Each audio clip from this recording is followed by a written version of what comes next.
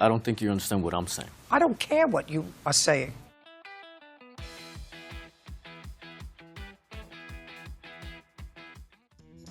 Number 10. Don't sass the judge. Let's just begin by saying that this case is titled Teen Keyed Girl's Car because she deserved it. Not a promising start, right? But I was with Michaela the night that she did it.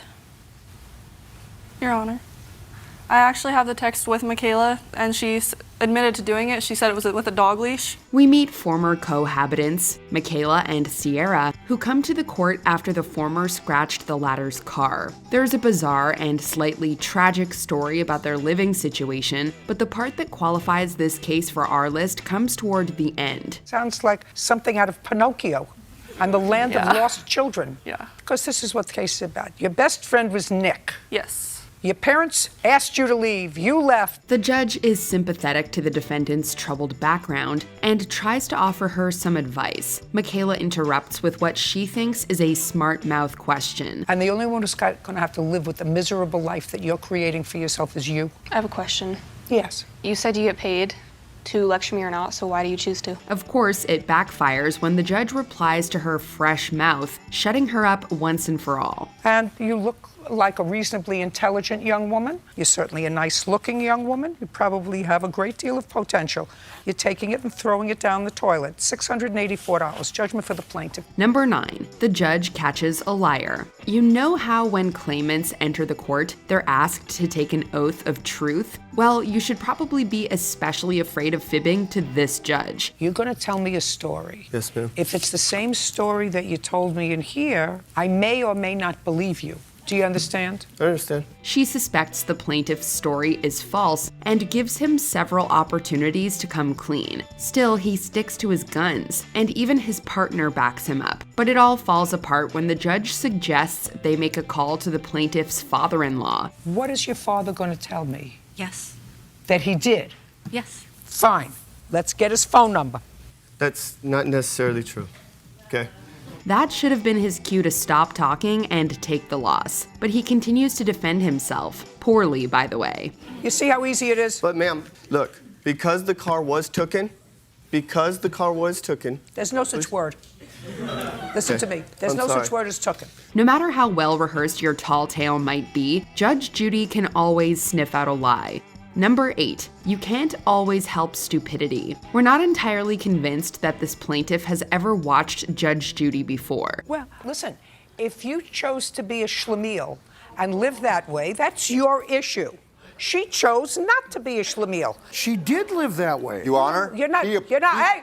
He's arguing that his ex won't return or pay him back for a tractor, while she's counter-claiming that he owes her for a truck. To make matters worse, the defendant kicked him out of the house after he embarked on a relationship with her best friend. You left. Not willingly. Well, you didn't expect her to live in a situation where you had a more than friendly relationship with her best friend. Luckily, the judge was there to serve justice and highlight the plaintiff's stupidity. Well, actually, she doesn't have to do much. The plaintiff pretty much confesses to his own idiocy. Just a second, that's what we're talking about. She says, And the house that I paid for that she's still living in.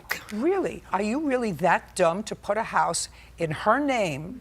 Yes. Just a second. Judge Judy just sums it up really neatly. Listen, there are certain things that you can't help, and one of those things, Mr. Wallen, is stupid. I can't help you. Number 7. Do you want the TV or not? In this ridiculous argument between exes, Judge Judy has her patience tested by an aggravatingly stubborn litigant. All she wants to know is, does he want his television back? But his replies suggest this argument isn't even about the item. Is it still in your living room? Yes. And still functioning? Yes. And you want it back? No, I just want to get compensated for No. the reason why. No. Why not? There's nothing complicated about her question, which only warrants a yes or no answer. However, the plaintiff insists on deflecting or posing his own questions so incessantly that we just want to bang our heads against a wall. Do you want the television back? Is she Yes going to fix or that too? No. Do you want the television back? I need to get compensated for it. All right, so then we're done with the TV. Just as we think it's finally settled, the whole thing starts again over a computer. Clearly, this guy was confident he would win, and he refuses to go down quietly. You should run it on the computer upstairs. No. That's not my computer. I don't care. No. And these are the programs that I had. She can't do anything about that. Yes, she can. Jeez, man, just stop talking. Number 6. What's rocket science? Oh, the internet. It's a cesspool of embarrassingly dumb moments people can never live down. And indeed, this is one of those. I saw Jen crouching down by the pool with her iPhone in her left hand, but I didn't see her iPhone. I came at her told me you saw her crouching down with her iPhone in her left hand, but you didn't see her iPhone. The plaintiff asked for reimbursement after her friend playfully pushed her into a pool while she was holding her iPhone. I felt awful after it happened. Well, you felt awful. That means you pay for it if you feel awful. Well, I mean, it was the atmosphere of the party. We were all pushing each other in. She didn't push anybody in. No. Grow up. You don't need a background in law to figure out the fairest solution here. Or in Judge Judy's words, it's not rocket science. After all, what is rocket science? Rocket science is when the scientists find out things about space.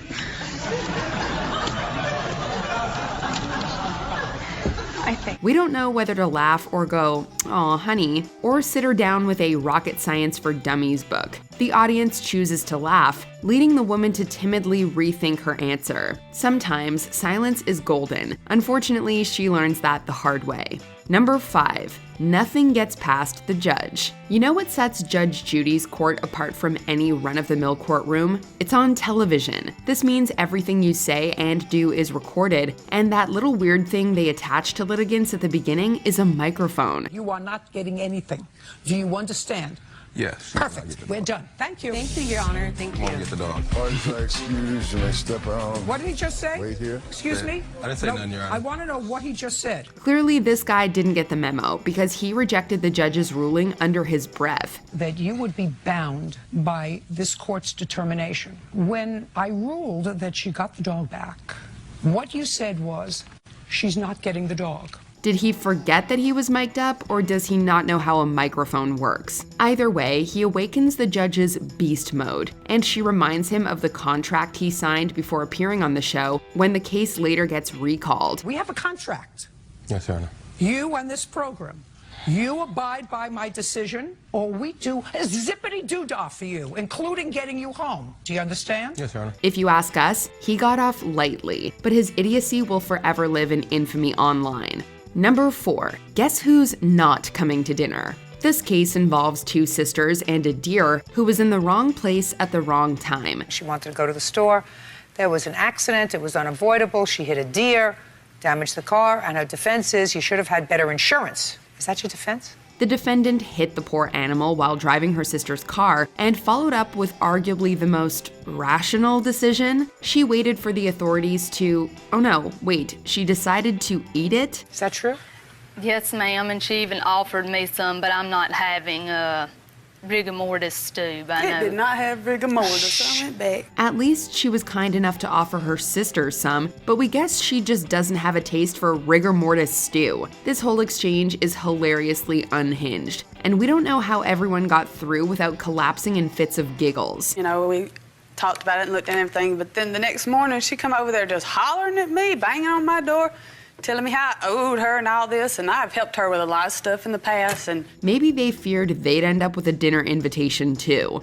Number 3. Attack of the Tupperware. Karina Roy, also known as Tupperware Lady, has become somewhat of a Judge Judy icon. And threw all of her Tupperware on me. She didn't throw all of her Tupperware on Yes, you. she did.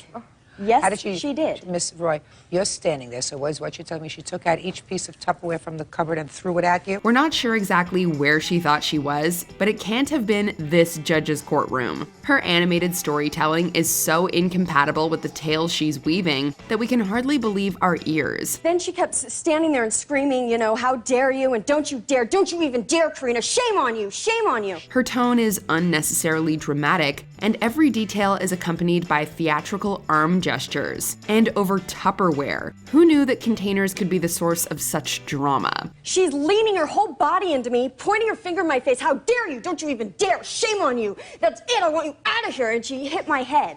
with her finger. The audience is clearly amused, but the judge most certainly isn't. Did Roy really think Judge Judy would be swayed by her dramatics? Anna stood up and said, "Hey," and looking directly at me, and said, "Hey, hey, the babies, the babies." Way to make the most of your 15 minutes of fame, eh?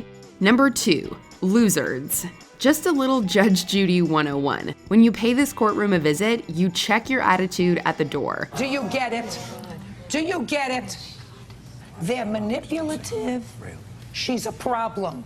Your daughter is a problem. Unfortunately, that's not what this defendant chose to do, bringing the metaphorical gavel down on her own head hard. Throughout the case, the litigant repeatedly proves that she's not the brightest bulb and has somewhat of a temper. We were being dumb, and then he confronts two tiny women in front of the house while him, and it wasn't 3, it was like 5 or 6 of his friends. Still, you have to commend her on her unwavering determination to sway things her way. She sees nothing wrong with her behavior, which included cussing out the plaintiff and his friends. Remind us why again? Because they're losers. Her post-case confessionals don't do her any favors either. I don't think this is a fair justice. We won. We got what we came here for, so it's all that matters to me. He can take his poor $4 grand because she doesn't work and go friggin' have fun with it. Number 1, a premature confession. Being a judge means making a lot of tough calls, so it must be nice when the litigants do some of the heavy lifting once in a while. Give me what was stolen. My wallet. What was in your wallet? It was $50.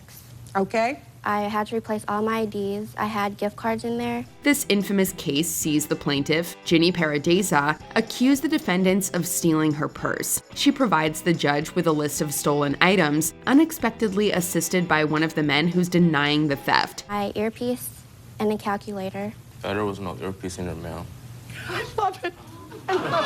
Yes, that's what you heard. The defendant corrects the plaintiff's account and basically hands her the win. There aren't many moronic moments that elicit laughter from Judge Judy, but she just can't help herself.